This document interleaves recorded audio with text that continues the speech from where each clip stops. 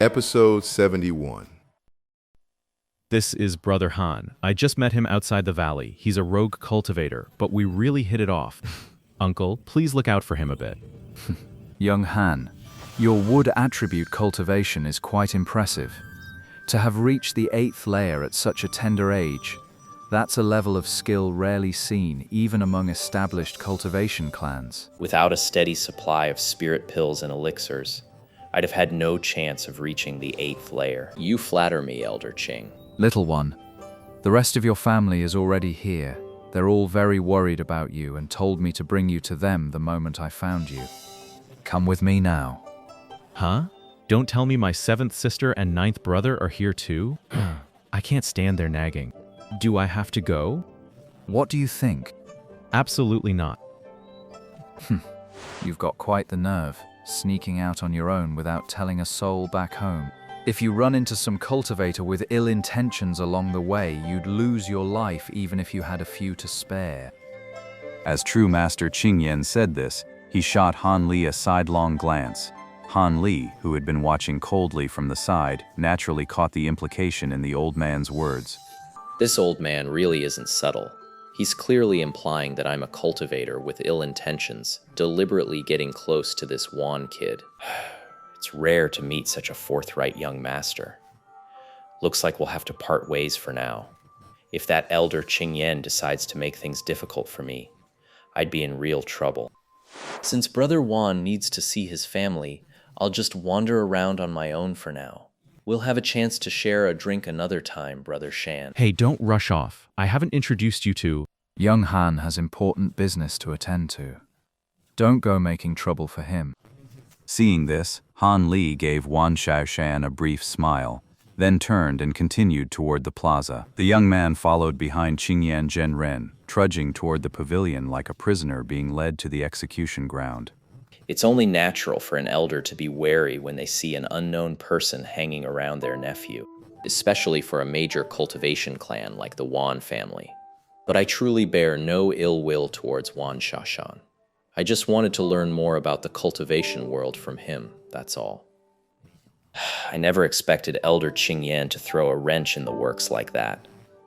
It looks like I'll have to find another way. With these thoughts in mind, Han Li gradually approached the plaza dotted with vendor stalls. The sky was growing dim, but the square was brightly lit. Most of the vendor stalls had already lit large, uniformly styled lanterns. These bronze lanterns were ancient in appearance, exuding an antique charm.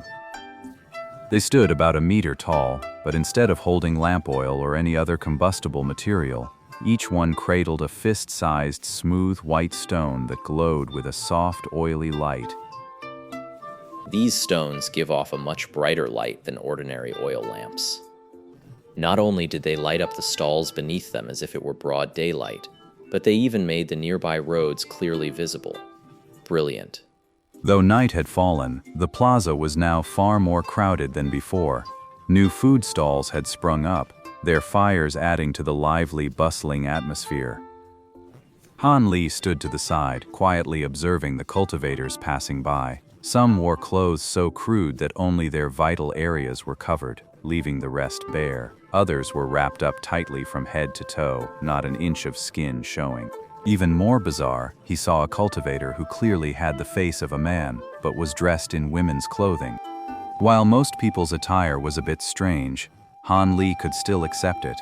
After observing for a while, Han Li's expression suddenly shifted, a glint of sharp focus appearing in his eyes. He noticed that all the cultivators in the square, whether they were manning stalls or just browsing, were young people in their teens or 20s. So it seems those older, more senior cultivators won't be making an appearance here.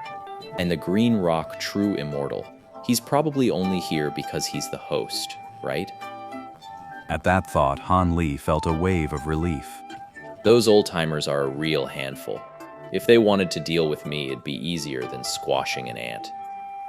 But even these junior cultivators were no pushovers. Someone like Han Li was only of middling ability among this crowd, and cultivators of the same high caliber as that blue-robed man he'd seen before were also a common sight here. In just a short while, Han Li had already spotted 5 or 6 such masters, which left him feeling utterly inadequate. Why are you standing here all by yourself, brother? Waiting for a friend? A clear, bright voice suddenly called out from behind Han Li, startling him. Han Li slowly turned around. Standing not far behind him were 6 or 7 people. The one who had spoken was a cultivator in his late 20s, dressed in Taoist robes. He had a clean-shaven, fair face with regular features, a horsetail whisk draped over his arm, and was smiling at Han Li. Is there something you need from me, Taoist? Don't get the wrong idea. We mean you no harm. We just saw you standing here alone, looking curious about everything, so we figured you were a rogue cultivator who came to the meeting solo. Thought we'd come over and introduce ourselves. We're rogue cultivators, too. You're all rogue cultivators. That's right. If you're a rogue cultivator, it's best to travel with our group. That way we can all look out for each other at the gathering. The one who spoke this time was a young woman with delicate features marred by a scar on her face. Beside her stood a burly, bearded man with a broadsword strapped to his back. They appeared to be a couple.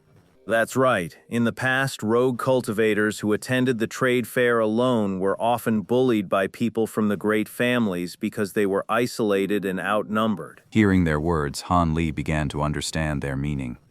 These rogue cultivators attending the meeting were afraid of being bullied by the cultivation families there, so they'd automatically formed a small group and were looking for lone rogue cultivators like him to join them. Han Li had no reason to refuse such a good offer. He needed a small group to provide cover, a shelter from the storm, and he didn't care if it was only temporary. But before that, he needed to ask them a few more questions. Only after getting some answers could he feel comfortable joining. Since you've already seen through me, there's no point in hiding it. I am indeed a rogue cultivator. However, if you want me to join your group, perhaps you could introduce yourselves first. If I were to truly become one of your group, what exactly would that entail? Seems you still have some reservations, my friend. It's nothing. The others had the same reservations when they first came in. Come, let me introduce you to these friends. These two are brothers, the Heimu and Heijin brothers from Kanglang Ridge. He then led Han Li over to a pair of young men with similar features and introduced them with an easy confidence. The two men clasped their fists toward Han Li, who returned the gesture with equal composure. This is Master Red Lotus from the Flying Lotus Cave and Master Bittermonk from Mount Pulu. This time, the ones being introduced were a rather plain-looking young woman and a little monk with a sour expression. As for this pair, My husband and I are from Tian Shui village. I'm Hu Pinggu, and this is my husband Xiong Dali. I am a wandering Taoist from the Green Ox Temple on Crouching Ox Mountain. My Taoist name is Qing Wen. I'm the one who started this little group, and everyone pushed me to be the leader. However, I generally don't give orders. I only take the lead to speak when we're dealing with external disputes. This Taoist has a certain presence and seems like a decent fellow. The others aren't weak either. Most of them have magic power equivalent to the 7th or 8th layer of the Eternal Spring Arts. This Taoist Qing Wen is even more impressive. He hasn't reached the level of the man in blue, but he's still far stronger than I am. Han Li thought it over and concluded that sticking with this group was all upside, no downside. Since we're all rogue cultivators, and it's true that working together makes things easier, I'll join your group for now. Excellent. With Brother Han joining us, our group's strength has just increased by another notch. The others all looked pleased to hear Han Li agree to join. After all, Han Li's magic power seemed quite strong, and he'd be a great help to them. Is everyone here? 2 others. One's fast asleep inside, and the other's off wandering somewhere. Hu Pinggu pursed her lips, clearly not thinking much of those two. They're not as bad as Madam Hu makes them out to be. One's just a bit of a sleepyhead, and the other's a little too fond of playing around. This time it was the bald little monk who spoke up in their defense.